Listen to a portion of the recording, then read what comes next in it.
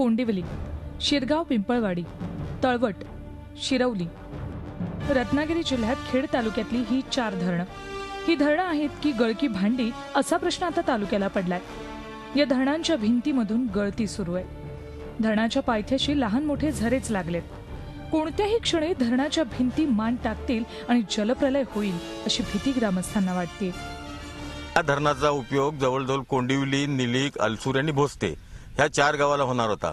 परंतु आज तगाय जवळजवळ 25 वर्षे होऊन गेली. कुठल्याही गावाला, कुठल्याही शेतकऱ्याला ह्या धरणाच्या पाण्याचा काही फायदा झालेला नाही. आणि आपण धरणाची परिस्थिती पाहू शकता की या ठिकाणी धरण हे फोडलेलं आहे.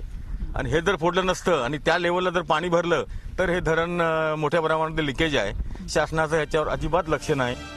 एकीकडे धरण फुटण्याची भीती तर क्षमते इतकं पाणी राहत नसल्यामुळे पाणी टंचाईमध्ये भर अशा दुहेरी कात्रीत खेड तालुका सापडलाय.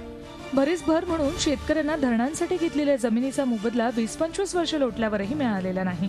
कागदोपत्री जिथं कालवे खणल्याचं दाखवलंय तिथं कालवे नाहीत. 1 गुंठा जमीनही ओलिताखाली नाही अशी स्थिती आहे. त्यामुळे पाणी तरी द्या, नाहीतर जमिनी तरी परत द्या अशी मागणी ग्रामस्थ करतायत. कुणालाही काय त्याचा उपयोग आजपर्यंत झालेला नाही आणि जे कालवं गेलेलं आहे त्याचा आजपर्यंत काही शेतकऱ्यांना त्यांचा मोबदला मिळालेला नाही. 30 वर्षे धरणाला झालेली आहेत, परंतु आज करोडो रुपये खर्च करून पण सुद्धा काही 4 गावाला त्याचा काहीच उपयोग नाही. धरणाचे कर्मचारी गेल्या 5-6 वर्षांपासून एकदाही इथे फिरकले नसल्याचा आरोपही ग्रामस्थ करतायत. मग कोट्यवधी रुपये खर्च करून ही धरणं बांधली कुणासाठी असा प्रश्न आहे. आता धरणांच्या कंत्राटाचे पाठ कुणाच्या तिजोऱ्यांमध्ये वाहिले असतील हे सांगायला तज्ज्ञाची गरज नाही.